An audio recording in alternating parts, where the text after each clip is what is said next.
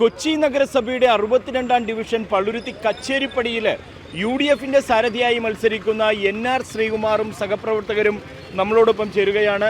അവർ കഴിഞ്ഞ കുറേ ദിവസങ്ങളായി ഇവിടെ സ്ഥാനാർത്ഥി പര്യടനം നടത്തിക്കൊണ്ടിരിക്കുന്നു. NR ശ്രീകുമാർ, നമസ്കാരം. നമസ്കാരം. എങ്ങനെയുണ്ട് നമ്മളുടെ ഈ ഒരു ഡിവിഷനിലെ പ്രവർത്തനങ്ങൾ?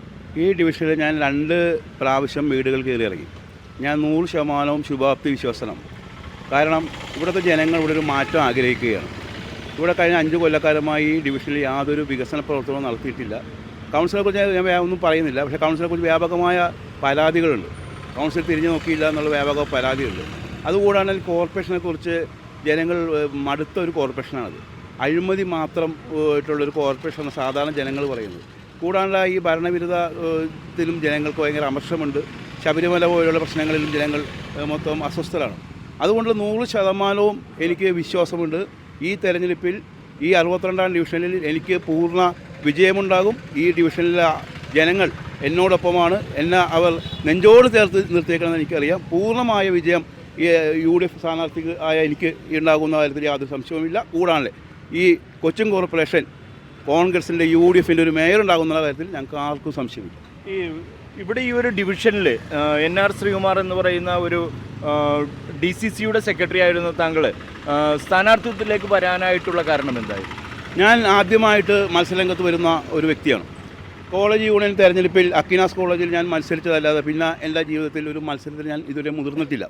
പക്ഷേ ഞാൻ വരാനുള്ള കാര്യം, ഞാൻ അക്കിനാസ് കോളേജിൻ്റെ ജനറൽ സെക്രട്ടറി ആയിട്ട് വന്നതിന് ശേഷം ഞാൻ KSUവിൻ്റെ കൊച്ചി താലൂക്ക് പ്രസിഡൻ്റായി വരികയും പിന്നീട് KSUവിൻ്റെ ജില്ലാ സെക്രട്ടറിയായി, യൂത്ത് കോൺഗ്രസിൻ്റെ ജില്ലാ സെക്രട്ടറിയായി, കോൺഗ്രസിൻ്റെ ജില്ലാ കമ്മിറ്റി അംഗമായും ജില്ലാ ജനറൽ സെക്രട്ടറിയായി പ്രവർത്തിക്കുന്നു.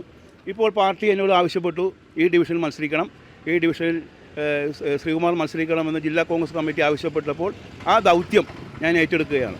ആ ദൗത്യം ഏറ്റെടുക്കുന്നതോടൊപ്പം തന്നെ അത് വിജയത്തിലേക്ക് എത്തിക്കുവാൻ ഞാനും എൻ്റെ സഹപ്രവർത്തകരും നല്ല രീതിയിൽ മുന്നോട്ട് പോവുകയാണ്. ഈ ഡിവിഷനെ സംബന്ധിച്ച് ഇപ്പോൾ നിലവിൽ 62ാം ഡിവിഷൻ, ഇത് നേരത്തെ എത്രയായിരുന്നു നമ്പർ? 19ാം ഡിവിഷൻ. ഈ 19ാം ഡിവിഷനെ സംബന്ധിച്ച് ഇതിൻ്റെ വികസന പ്രവർത്തനങ്ങൾ ഇവിടെ നടന്നത് എന്തെല്ലാമായിരുന്നു എന്ന് കണക്ക്? അത് ഞാനൊരു സത്യം പറയുവാണെങ്കിൽ 19ാം ഡിവിഷനിൽ കഴിഞ്ഞ 5 കൊല്ലം ഒരു വികസനവും നടന്നിട്ടില്ല. കഴിഞ്ഞ 5 കൊല്ലത്തിന് ഈ കൗൺസിലിന് മുമ്പ് ഒരു കൗൺസിലർ ഉണ്ടായിരുന്നു. ആ കൗൺസിലർ തമ്പി സുബ്രഹ്മണ്യം എന്ന അദ്ദേഹത്തിൻ്റെ പേര്. ആ UDFിൻ്റെ കൗൺസിലറുമായിരുന്നു. അദ്ദേഹമുള്ള സമയത്ത് കുറച്ച് വികസന പ്രവർത്തനങ്ങൾ നടത്തുകയുണ്ടായി. ഇവിടെ ഈ നമ്മുടെ പടിഞ്ഞാറുള്ള 40 ഫീറ്റ് റോഡിൻ്റെ കാര്യം എടുത്തു നോക്കി തന്നെ ആ 40 ഫീറ്റിൻ്റെ കാര്യങ്ങൾ ഒരു ഘട്ടത്തിലേക്ക് എത്തിക്കുവാൻ തമ്പി സുബ്രഹ്മണ്യം സാധിച്ചു.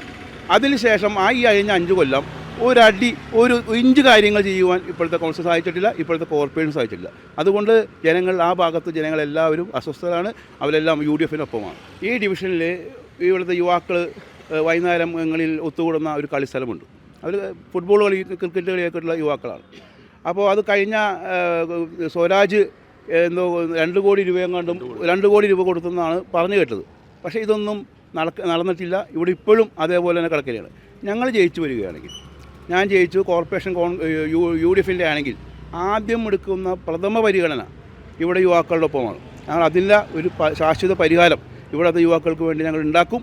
അത് ഞങ്ങൾ ചെയ്യുകയും ചെയ്യും. കുടിവെള്ളത്തിൻ്റെ കാര്യത്തിലാണെങ്കിലും മറ്റ് മലിനജലത്തിൻ്റെ കാര്യത്തിലാണെങ്കിലും റോഡുകളുടെ കാര്യത്തിലൊക്കെയുള്ള കുടിവെള്ളത്തിന് ഈ പ്രദേശത്ത് വലിയ ബുദ്ധിമുട്ടുണ്ടെന്ന് എനിക്ക് തോന്നുന്നില്ല. കാര്യം കെ ബാബു MLA അതിനുവേണ്ടിയുള്ള കാര്യങ്ങൾ കുറേ നീക്കിയിട്ടുണ്ട്. കോർപ്പറേഷനല്ല, കെ ബാബുവിൻ്റെ ഫണ്ട് ഉപയോഗിച്ച് കുറേ കാര്യങ്ങൾ ചെയ്യുന്നുണ്ട്. അത് കുടിവെള്ളത്തിന് കാര്യമായ ഒരു ബുദ്ധിമുട്ടുള്ള പ്രദേശമായിട്ട് വേഗത്തില്ല. പക്ഷേ മറ്റുള്ള കാര്യങ്ങൾ എടുത്തു കഴിഞ്ഞാൽ റോഡുകളെല്ലാം മോശമായിപ്പോയി. റോഡുകളെല്ലാം മോശം, മിക്ക കോർപ്പറേഷൻ റോഡുകളും മോശമാണ്. പക്ഷേ ഈ കഴിഞ്ഞ ഒരു 2 മാസത്തിന് മുമ്പ് ഇലക്ഷൻ മുന്നിൽ കണ്ടുകൊണ്ട് വ്യാപകമായ രീതിയിൽ പാച്ച് വർക്ക് നടത്തിയിട്ടുണ്ട്, ഇല്ലെന്ന് പറയുന്നില്ല. പക്ഷേ ആ പാച്ച് വർക്ക് നമ്മുടെ ഈ ഇലക്ഷനെ മുന്നിൽ കണ്ടുകൊണ്ട് നടത്തിയ പാച്ച് വർക്കാണ്. അതിപ്പോൾ മിക്ക റോഡുകളും ഇപ്പോൾ 2-3 മഴ പെയ്തപ്പോൾ എല്ലാം അത് പൊളിഞ്ഞ് താഴെ പോയി വീണ്ടും വെള്ളക്കെട്ടായി. ആ ഒരു വർക്ക് നടത്തിയത് തന്നെ ജനങ്ങൾക്ക് എതിരായി. ആ പാച്ച് വർക്ക് കൊണ്ട് ജനത്തിന് യാതൊരു ഗുണവും ഉണ്ടായിട്ടില്ല. ശ്രീകുമാർ ചെയ്യുമെന്നുള്ളത് ഉറപ്പുണ്ട് എല്ലാവർക്കും. ശ്രീകുമാർജിനെ ഞങ്ങൾക്ക് അറിയാവുന്നതാണ് വളരെ കാലമായിട്ട്. പുള്ളി ജയിക്കും, ഉറപ്പായിട്ട് ജയിക്കും. കാരണം ഇവിടെ വേറെ പ്രശ്നങ്ങളൊന്നുമില്ല. ശ്രീകുമാർജി ഉറപ്പായിട്ട് 100% ജയിച്ചിരിക്കും. ശ്രീകുമാറിനെ സംബന്ധിച്ച് സാമൂഹ്യ പ്രവർത്തന രംഗത്തുള്ള പ്രവർത്തനം ഏതെല്ലാം രീതിയിലൊക്കെ ആയിരുന്നു? ഞാൻ നേരത്തെ പറഞ്ഞു, ഞാനൊരു വിദ്യാർത്ഥി രാഷ്ട്രീയത്തിലൂടെ കടന്നു വന്ന ഒരാളാണ്. വിദ്യാർത്ഥി യുവജന പ്രസ്ഥാനത്തിലൂടെ കടന്ന് കോൺഗ്രസ് പ്രസ്ഥാനത്തിലേക്ക് വന്ന ഒരാളാണ്. പക്ഷേ ഞാൻ ഇവിടെയുള്ള കഴിഞ്ഞ കോവിഡ് കാലത്ത് ഞാൻ മാത്രമല്ല എൻ്റെ കൂടെ ഇരിക്കുന്ന സഹപ്രവർത്തകർ ഉൾപ്പെടെയുള്ള ആളുകൾക്ക് ഞാൻ കിറ്റുകൾ കൊടുക്കുകയും അതുകൂടാണ്ട് തന്നെ കോവിഡ് സമയത്ത് ഹെൽപ്പ് ഡെസ്ക് തുടങ്ങി ഞങ്ങൾ പള്ളുരുത്തി കുമ്പളങ്ങി വഴി ബേസ് ചെയ്തുള്ള ഹെൽപ്പ് ഡെസ്ക് തുടങ്ങുകയും ആവശ്യത്തിന് ഭക്ഷ്യദാന കിറ്റുകൾ കൊടുക്കുകയും അതുകൂടാണ്ട് തന്നെ മരണങ്ങളൊക്കെ വരുമ്പോൾ നമ്മുടെ സഹപ്രവർത്തകർ ഓടിച്ചെന്ന് അതിൻ്റെ കാര്യങ്ങൾ ചെയ്യുകയും എല്ലാം അങ്ങനെയുള്ള കാര്യത്തിനൊക്കെ ദൈവത്തിൻ്റെ അനുഗ്രഹത്തിൽ നേതൃത്വം കൊടുക്കുവാൻ എനിക്ക് സാധിച്ചിട്ടുണ്ട്. അങ്ങനെയുള്ള പൊതുപ്രവർത്തന രംഗത്ത് ഇതും കൂടി ഞാൻ ചെയ്തു എന്നുള്ളതാണ് ഇതിൻ്റെ യാഥാർത്ഥ്യം. ജയിച്ചു വരട്ടെ, നമ്മുടെ അടുത്തുള്ള ആളല്ലേ, അപ്പോൾ ജയിക്കു വരട്ടെ, നമുക്കും സന്തോഷമല്ലേ.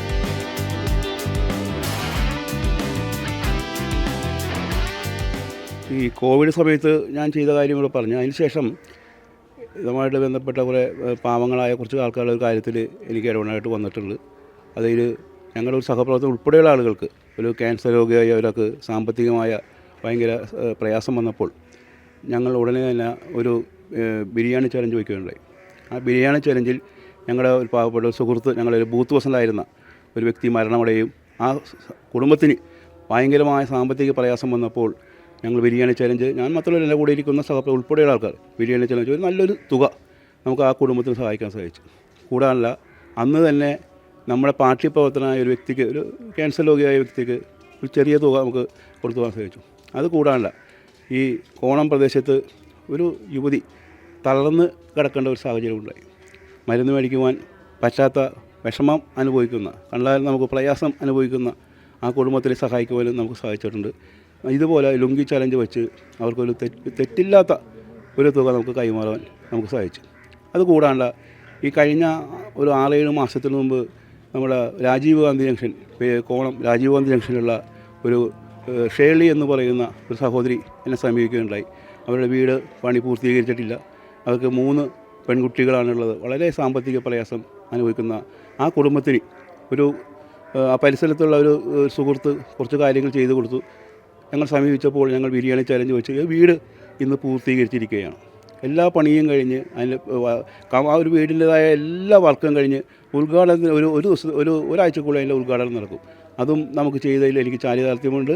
ഇതെല്ലാം നമ്മൾ കോൺഗ്രസിൻ്റെ ഒരു സഹപ്രവർത്തകൻ, കോൺഗ്രസിൻ്റെ പ്രവർത്തകൻ ആയതുകൊണ്ട് ഈ വക നാട്ടിലുള്ള വിഷയങ്ങളിൽ നമുക്ക് ഇടപെട്ട് ഇതുപോലെ പാവങ്ങളെ സഹായിക്കുവാൻ കുറേയൊക്കെ നമുക്ക് ചെയ്യുവാൻ സാധിച്ചിട്ടുണ്ട്.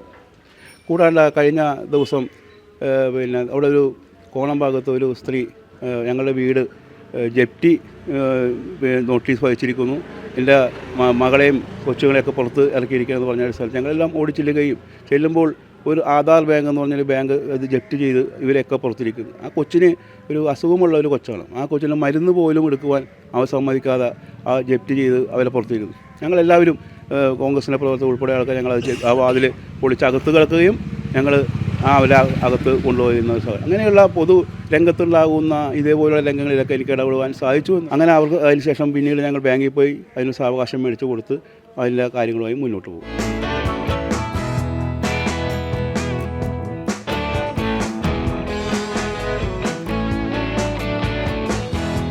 ഈ നടക്കുന്ന വർക്ക് വളരെ കാലമായിട്ട് ഈ റോഡൊക്കെ പൊട്ടിപ്പൊളിഞ്ഞ് കിടക്കുന്ന ഒരു സാഹചര്യം ഉണ്ടായി. ഞാൻ പല പ്രാവശ്യം കൗൺസിലറോട് പറഞ്ഞു ഈ റോഡൊന്ന് നന്നാക്കണം എന്ന് പറഞ്ഞിട്ടും കൗൺസിലർ അത് വലിയ ഗൗരവത്തിൽ എടുത്തില്ല. അതിൻ്റെ അടിസ്ഥാനത്തിൽ ഞാൻ ഇവിടുത്തെ MLA കെ ബാബുവോട് പറയുകയും കെ ബാബു ഒന്ന് സ്ഥലം നോക്കുകയും ശേഷം 20 ലക്ഷം രൂപ കെ ബാബു ഇതിനു വേണ്ടി അനുവദിച്ചിട്ടുണ്ടായി. ആ 20 ലക്ഷം രൂപ കൊണ്ടുള്ള വർക്കാണ് ഇപ്പോൾ നടക്കുന്നത്. അതിൻ്റെ വർക്ക് കാണാപണിയൊക്കെ തുടങ്ങി അതിന് ബാക്കി ടയറിടാനുള്ള വർക്കിലേക്ക് നീങ്ങുകയാണ്. പക്ഷേ അത് നമ്മൾ ചെയ്തതിന് ശേഷം ചില ആൾക്കാർ അതിൻ്റെ പിതൃത്വം ഏറ്റെടുത്ത് ചെയ്യാനുള്ള ഒരു പരിശ്രമം നടത്തുന്നുണ്ട്. പക്ഷേ യാഥാർത്ഥ്യം 20 ലക്ഷം രൂപ കെ ബാബു ഫണ്ട് അങ്ങനെ ആസ്തി വികസന ഫണ്ടിൽ നിന്ന് പാസ്സാക്കിയതാണ്. അതിൻ്റെ വർക്കാണ് നടക്കുന്നത്. അത് ഞാൻ പറഞ്ഞതിന് ശേഷമാണ് വർക്കുമായിട്ട് മുന്നോട്ട് പോയത്.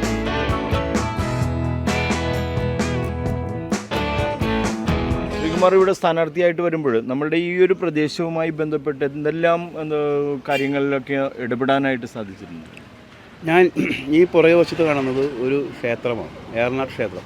ഈ സ്ഥലം എന്ന് പറയുന്നത് എൻ്റെ വീട് തൊട്ട് അപ്പുറം മാറി 2 വീടിനപ്പുറമാണ്. ഞാൻ ചെറുപ്പകാലം മുതൽ കളിച്ചു വളർന്നു.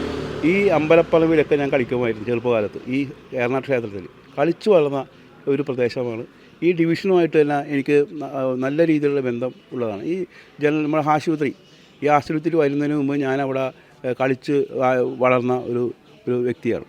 ഈ ഡിവിഷനുമായി എനിക്ക് അപാധ്യമായ ഒരു ബന്ധം ഞാൻ കാത്തു സൂക്ഷിക്കുന്നുണ്ട്. പിന്നെ പറയുവാണെങ്കിൽ ഈ റോഡ്, ഇപ്പോൾ ഈ കാണുന്ന റോഡ് വളരെ മോശമായ ഒരാൾ അത് സമയത്ത് അന്നത്തെ കൗൺസിലായിരുന്ന ആളോട് സംസാരിച്ചിട്ടും കാര്യമായ ഒരു കാര്യം നമുക്ക് ഉണ്ടാക്കാൻ സാധിച്ചില്ല. ബഹുമാനപ്പെട്ട MP ഞാൻ ഹൈബീഡിനോട് സംസാരിച്ചതിൻ്റെ അടിസ്ഥാനത്തിൽ ഹൈബീഡിന് MP ആയി ജയിച്ച് വന്ന ആദ്യത്തെ സമയം തന്നെ ആദ്യം ചെയ്തൊരു കാര്യം ഈ റോഡ് പിന്നെ നന്നാക്കുവാനുള്ള ഫണ്ട് അനുവദിക്കുകയാണ് ചെയ്തത്. അഭിമാനമായിട്ട് എനിക്ക് തോന്നുന്നു. ചെറിയൊരു വർക്കാണെങ്കിലും ആദ്യത്തെ അദ്ദേഹത്തിൻ്റെ ഇത് ടൈലിടാനുള്ള ഫണ്ട് അനുവദിക്കുക ചെയ്തു. അമ്പലത്തിൻ്റെ അകത്ത് ടൈലിട്ടിട്ടുള്ളത് അത് ഭയങ്കര മഴയായിരുന്നു.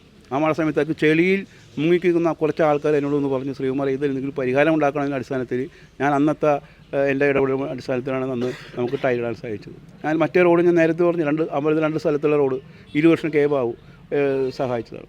വേറൊന്നും ഞാൻ പറയുന്നില്ല.